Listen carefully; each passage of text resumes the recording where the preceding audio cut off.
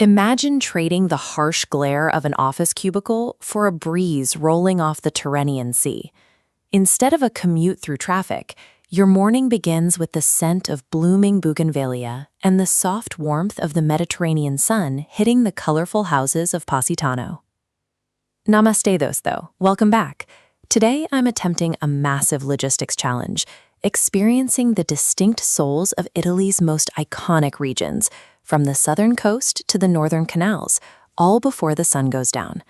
Our itinerary traces a line from here on the Amalfi Coast, through the ancient heart of Rome, into the artisan streets of Florence, up to the water-bound alleys of Venice, and finally back south for the sunset. Fueling a day this ambitious requires the authentic breakfast ritual of la dolce vita. That means a rich, perfectly foamed cappuccino paired with a fresh, flaky cornetto, enjoyed at a sidewalk cafe where the only requirement is to sit and watch the world wake up. Listen to the environment. There are no sirens here. It is a symphony of clinking ceramic, the rhythmic hiss of the espresso machine, and the distant, heavy chime of church bells echoing across the cliffs. Taking an hour to simply sit and breathe in this environment provides the mental energy needed for the transition ahead. You have to ground yourself in this coastal quiet before you can process the overwhelming scale of the cities waiting for us. We leave the coast behind as the quiet morning dissolves into the vibrant energy of Rome. The pace of life here is faster, louder, and steeped in thousands of years of momentum. You turn past modern storefronts, and suddenly the Colosseum dominates your entire field of vision. Its massive stone arches tower over the modern traffic, a physical reminder that in Rome you are always walking through a living museum. Navigating these streets means weaving through a dense sea of travelers. Even with a camera in hand, trying to maintain a personal connection to you, the viewer, requires focusing on the small details amidst the massive crowds and the roar of Vespapas. That crowd eventually pulls you toward the Trevi Fountain. To follow tradition, you turn your back and flip a coin over your left shoulder, a simple physical gesture that guarantees you will return to Rome one day. This chart visualizes the scale of that tradition. With thousands of tourists participating, the fountain collects over 3,000 euros every single day. Those coins are harvested and used to fund local charities that provide food and shelter for the city's most vulnerable. This is the Roman experience, a constant navigation between preserving untouched ancient history and participating in the noise of a thriving, modern metropolis. Moving to Florence, the scale shifts. We move away from monumental ruins and into narrow alleys where the focus is on the human hand, specifically the artisan leather shops and small-scale workshops that have existed for generations.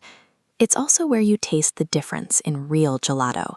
It isn't the bright, whipped-up dessert found in tourist traps. Authentic artisan gelato is dense, served from covered metal tubs, and carries a flavor so intense it demands your full attention for a few quiet minutes.